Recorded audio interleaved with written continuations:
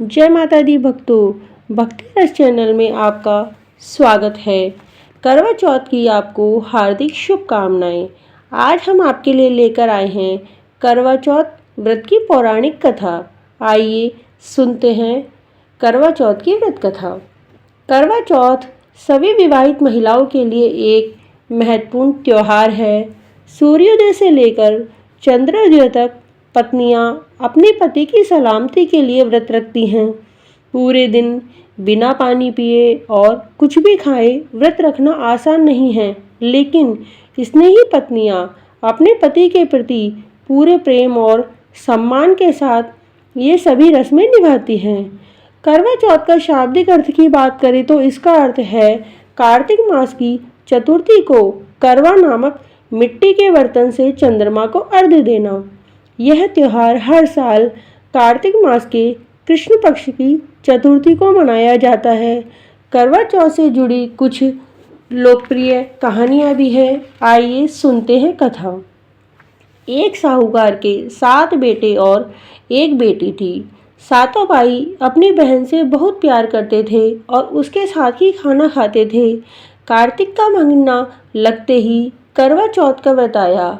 उसकी सभी भाभियों ने व्रत रखा तो उसने भी व्रत रखा। दिन भर भूख और प्यास के कारण उसका बुरा हाल हो गया।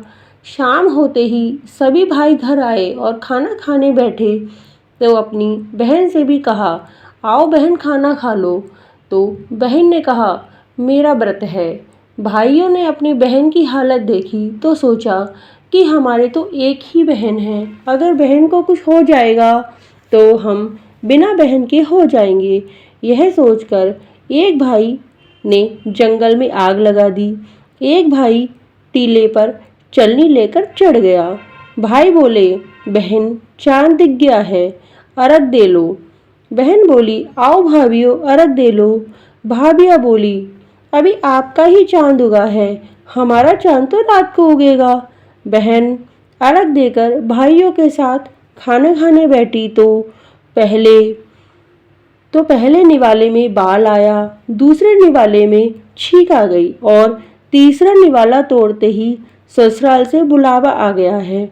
माँ ने बहुत से कपड़े गहने जेवर दिए और एक सोने का रुपया दिया और कहा कि गहने कपड़े बांटती हुई जाना और जो तुम्हें सदा सुहागन का आशीर्वाद दे उसे यह सोने का रुपया दे देना।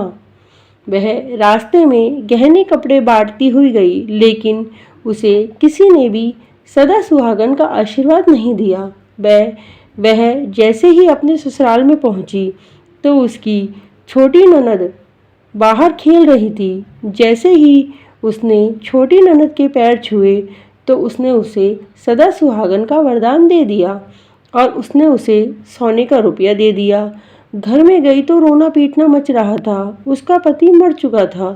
वो बोली, मैं तो अपने पति को जलाने नहीं दूंगी, मैं भी जंगल में इनके साथ ही रहूंगी। ननद रोज उसे 1 लोटा पानी और खाना दे आती। वह खाना तो खुद गड्ढे में डाल देती और पानी फैला देती। इसी तरह वह दिन रात अपने पति की सेवा में लगी रहती। थोड़े दिनों के बाद माघ की चौथ आई। चौथ माता ने कहा कि मुझे सुहागन होने का वरदान दो। तो माघ की चौथ माता ने कहा, मुझसे बड़ी वैशाख की चौथ आएगी। वैशाख की चौथ आई तो उसने माता के पैर पकड़ लिए। चौथ माता बोली, छोड़ पापिन मेरे पैर। वो बोली, वो मेरे भाई नहीं, पिछले जन्म के दुश्मन थे। माता आपको मेरा सुहाग देना ही पड़ेगा।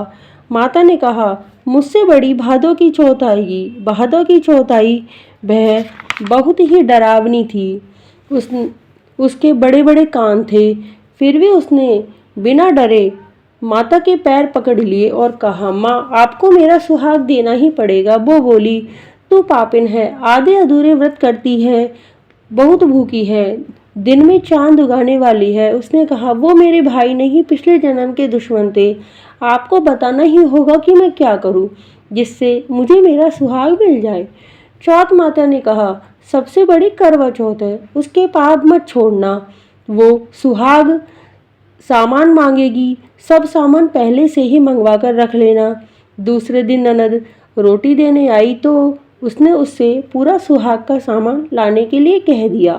कार्तिक की चौथ आई, करवा ले लो, भाइयों की प्यारी करवा ले लो। माता, वो मेरे भाई नहीं थे, पिछले जन्म के दुश्मन थे। और उसने माता के पैर पकड़ लिए। माता ने कहा, छोड़ पापिन, मेरे पैर छोड़। लेकिन उसने माँ के पैर नहीं छोड़े और बोली, माँ, आपको मेरा सुहाग देना ही होगा। चौथ माता को उसके ऊपर दया आ गई और माता ने सभी सुहाग का सामान खोलकर चटली उंगली से छींटा दे दिया और उसका पति बैठकर खड़ा हो गया और झोपड़ी को लात मारी तो सुंदर महल बन गया। दूसरे दिन ननद रोटी देने आई तो वहां महल देखकर इधर उधर देखा तो उसने ऊपर उसके भाई भाभी खड़े थे। वह दौड़ते हुए अपनी माँ और गांव वालों को ले आई। बहू बेटे ने सबके पैर छुए। तब गांव वालों के सामने उसकी माँ ने कहा कि मैं इसे अपना बेटा जब मानूं जब मेरे आंचल से दूध की धार इसके मुंह में जाए। चौथ माता की कृपा से उसके मुंह में दूध की धार आ गई तो सभी गांव वाले चौथ माता की जय जयकार करने लगे और दोनों को गाजे बाजे के साथ घर ले गए। चौथ माता, जिस तरह आपने उसको अमर सुहाग दिया, माँ को उसको बेटा दिया, उसी तरह आप सबको अमर सुहाग का वरदान देना। चौथ माता का बायना एक बर्तन में गेहूं भरकर बतासे पैसे लाल कपड़े में बांधकर सभी सुहाग का सामान सास या ननद को देते हैं और बड़ों का आशीर्वाद लेते हैं। दोस्तों, आपको हमारी करवा चौथ व्रत कथा कैसी लगी? अगर आपको हमारी कथा अच्छी लगी हो तो हमारे वीडियो को लाइक करें, शेयर करें और सब्सक्राइब करें। धन्यवाद।